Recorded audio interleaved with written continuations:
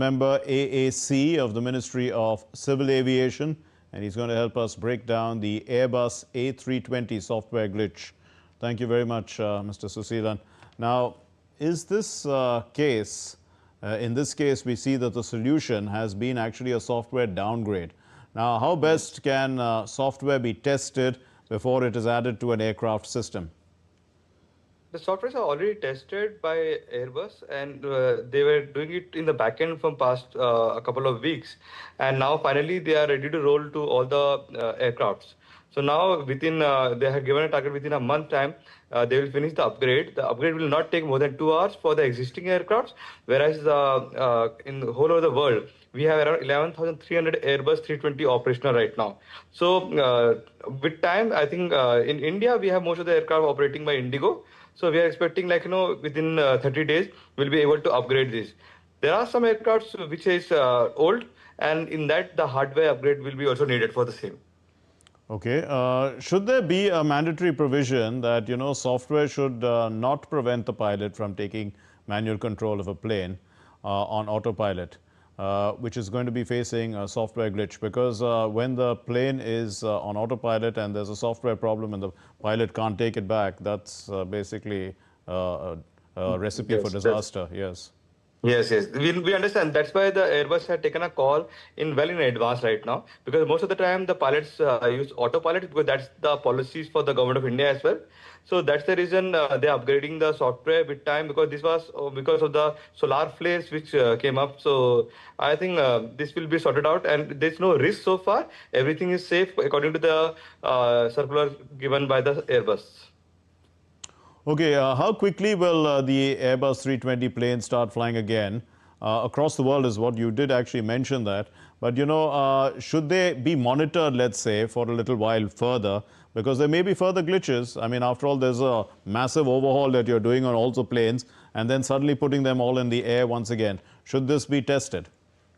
Yes, definitely, because it won't take much time, because normally every aircraft have around 2 to 3 hours of grounding at the midnight time when the aircrafts are under the service.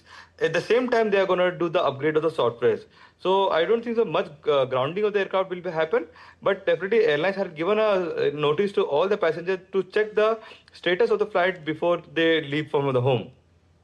Also, can this sort of a software glitch take place in other planes? Let's say Boeing 787 Dreamliner.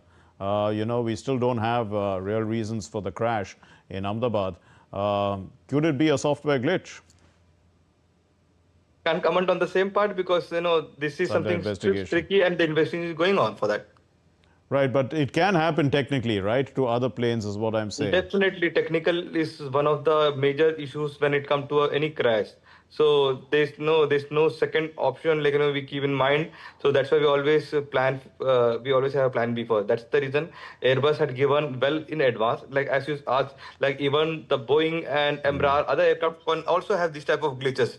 But so far they have not given any notice regarding the same. Okay, how well should pilots be trained, in software? Because after all, the planes are now highly software driven in aviation. I mean, having the skill to fly the plane is well and good. But, I mean, it's so technical. How much of that, mastery should they have?